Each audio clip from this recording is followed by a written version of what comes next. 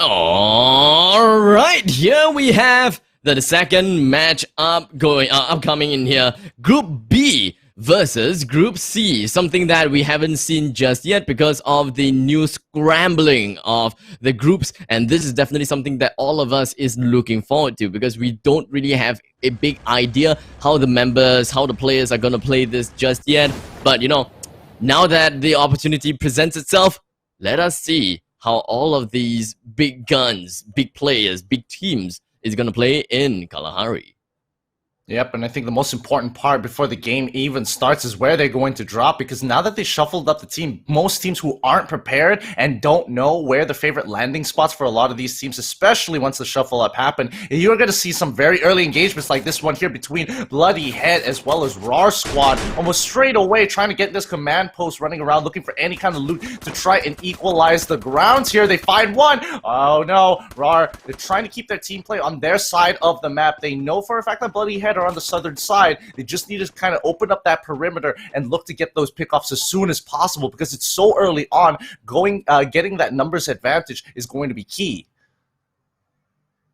In the end, it does seem like RAR Squad is just going to be isolating themselves away from Bloody Heads because Bloody Heads have got pretty much the entire eastern side, or rather the southeastern side of Command Post, while the rest of RAR Squad has gotten themselves the northwestern side of Command Post. They are going to be isolating them and cutting a line through between these two teams and ensure that they don't get backstabbed or perhaps even get invaded by either of these teams. So they gotta have to keep their eyes open, gotta be sharp on their senses, and see what exactly they can do. But it does seem like Bloody Heads is going to be the first one to intrude, is going to be the one to invade into the areas of RAR Squad, with Mark currently having a pretty low amount of health, a sliver of health if I could say that, and he's just going to be pretty much a-okay for now. But Yoon having the LMG just going to be gatekeeping at the top of this building and being able to bring one down for his team. So things are looking good at this watchtower.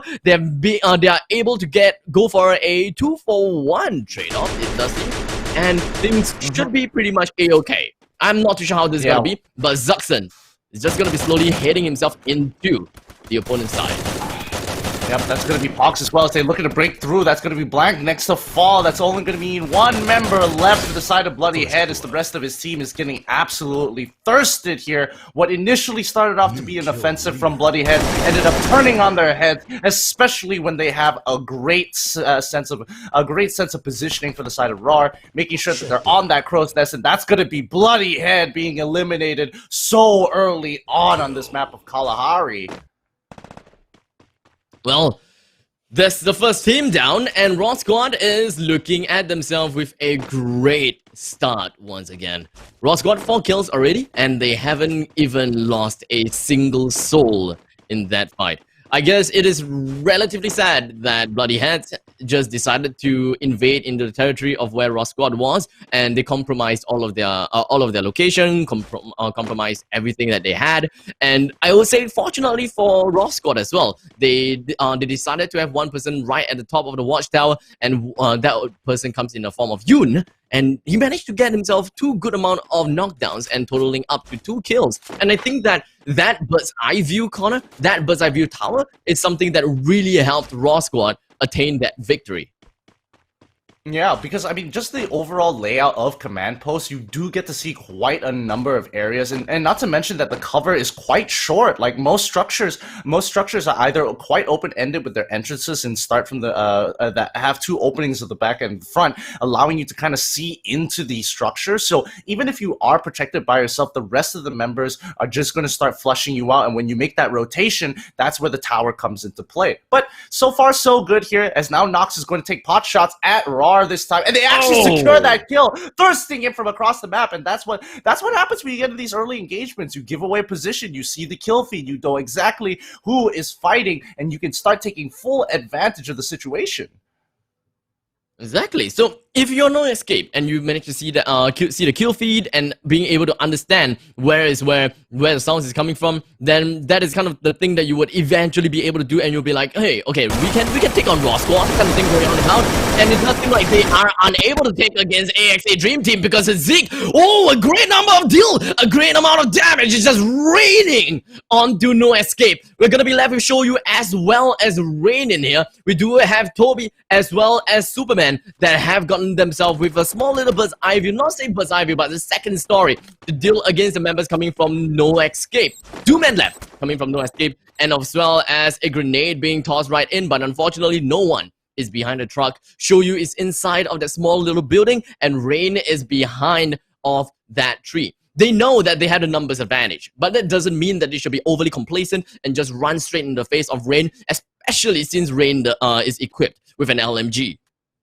I'm rather surprised that they actually dropped the grenade towards Shoyu's side rather than Rain's side, because look at the amount of open area and the little minimal cover that he has. Had that grenade landed in the right spot, that would have flushed him out and would have had the free kill. Yep, good point. Especially since if your grenade is unable to kill him, then the other thing that's able to kill him is repositioning him, because you're zoning him out from his current area, and he just have to run away, right? Because you wouldn't want, as a receiving party, you wouldn't want to be nuked out by the frag grenade. So the only way that you can do things is to run away. And when you run away, you have no cover. And that would be the perfect opportunity for AXA Dream Team to lay down the firing squad on Rain. But now Rain knows that he's in a really bad position because the rest of the players coming in from AXA Dream Team decided to push right onto No Escape. And unfortunately for No Escape, that is going to be the end of the line for this Kalahari map. They're going to be knocked down by AXA Dream Team right now with 4 kills to their name. And that's why you got to play the fundamentals of every battle royale. You need to be very aware of the map, and more so having your scouts double check these structures, because you can't just rotate willy-nilly. If not, you're going to end up like how this played out, where they just completely get destroyed and caught out of position with no real cover to play with. Had they had that information beforehand, I think that rotation would have been slightly different. But let's look at the overview of the map and where these teams are. It does seem like the circle is just going to be enveloping almost the entirety of Kalahari. They have gotten themselves. There's the maze, there's Foundation, Refinery, Mammoth, Command Post as well. A great deal of places, but if I remember correctly, from the amount of players that's just being flooding around the map, it does seem like the choke points is not very apparent. There is going to be a good amount of players in the northern from the northern side. So I suppose that, you know, this current circle doesn't really mean too much, and we shouldn't be expecting too much fights going on about. Perhaps the second circle, or perhaps even the third circle, we would be able to see some encounters between teams. Yeah, and I mean, even though it's the first circle, we've already lost 2 teams in the process. To me, that's rather shocking so early on into the game that these teams are willing to take these fights at risk, especially when there are so many people out there that could look to third. But, you know, these are going to be some of the best, and they're going to have to finish off their fights almost as quick as they started them. Yeah, I don't know how these teams are going to be working out. Auto knockout, they're finding themselves in the center of the at the small little edge at the northwestern side of the circle. So they're looking pretty good, but it also means that they are trying to go for things a little bit more passively. They do not want to engage in unnecessary combat unless someone enters in the vicinity. And in the meantime, it does seem like Supreme Army Forces, McRory, and Judge has found themselves a good amount of members in the opposing side, getting themselves 2 kills to their name already. And it doesn't seem like they are going to be stopping from here on. Supreme Army Forces is just going to be continuing to bring down the lad right onto LCMY Bosku. With 2 men left from LCMY Bosku, what exactly can they do? Because LCMY Kisik, I believe he's just all alone now, because the other members has decided to go for a scouting mission. Yeah, and I mean, they've taken quite a number of knockdowns already. Like, F-Cry, as you can see, has already been knocked down, and he's bleeding out, but there's no way any of his teammates can actually come and get him. He's in such a vulnerable position that putting yourself there doesn't necessarily mean that you could rotate out of there. So you got to cut your losses at a certain point, and unfortunately for them, the gatekeeping was pretty effective. Well, Supreme Army Forces, McRory pops up and was able to get himself an easy kill right onto Frank. It does seem like the gatekeeping potential in the Foundation is looking to be pretty good, and they are really close to the extremities of the current circle as well, somewhere in the western side of the circle. So they can stay here for a while longer, wait for some straggling team to come in from absolutely nowhere and try to deal with them accordingly. But looking at it, it doesn't seem like there's anywhere or anyone around it. And from this bird's eye view, we've got a good shot. We've got a good view of a huge amount of teams over here. And as well as the fact that Mai is just going to be jumping right on top of the opponent. It doesn't seem like things are working well for Bosku. And Bosku is just going to be completely eliminated. And unfortunately for Bosku, they weren't able to get that knockdown right onto Genesis All-Stars. Or rather, they are unable to get that execution onto Fex. Yeah, it's really good that the fact that it's still only just the second circle, so it doesn't hurt that bad, but they got to get in sooner rather than later. They don't have to worry about the resistance coming into it, but this map is getting really, really small, and this area of effect is going to be hurting some of these teams, but they got to be just chilling by the corner, waiting for an opportunity before they start moving into this circle. GS looking strong so far, but nobody is going to push back against them just yet. I have no idea where from, but Auto Knockout has found themselves with 3 kills already. Even though they have been playing in the same vicinity, they have been hiding inside the same place for the longest time ever. But hey, if it works, it works. They have one man that's gonna be very close to them, and that is going to be Insanity from AV Elite. As long as he makes his way closer into the circle, I'm pretty sure that Auto Knockout will be able to spot him out, and his positioning will be compromised then.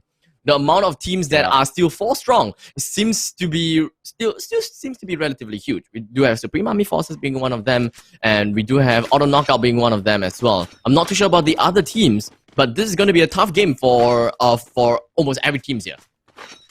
Yeah, especially on the southern side. I mean, the UAV is going to be revealing quite a bit of information about what the landscape is going to be looking like, especially between squads 5 and 1, who are about to go into a huge engagement here. Auto Knockouts, they could take full advantage of this and rotate down to pick up as many kills as they can before that circle closes in. We do have Genesis All-Stars just going to be trying to get themselves into the circle as soon as possible. But unfortunately, the UAV is right at the top of their heads. The question is, would people be able to find them out and try to deal with them? It does seem like Raw Squad is just going to do exactly that. Being able to knock one down. Mie is just getting himself wounded by the circle as well as being shot down by Fudan. And just like that, things are looking really, really grim coming in for them. I'm not too sure about Genesis All-Stars though, but you know, there could be a possibility that they could be wiped out over here. But luckily for Star, I'm not too sure whether it's luckily or not, but there's another member that's going to be on his left side.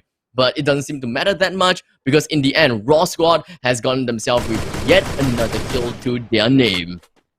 All right, it's going to be Special Army making sure that they are holding them back on the southern side of the circle. They know that the heaviest, most populated area down on the southern side are relatively close to each other. But on the north side, you can see H2G moving into that circle. The nades are coming through. The position is looking very nice for Special Armies, for Special Army right now. But it's going to be a poking game. There's so many squads in the vicinity, and some even lurking around to take full advantage of those knockdowns.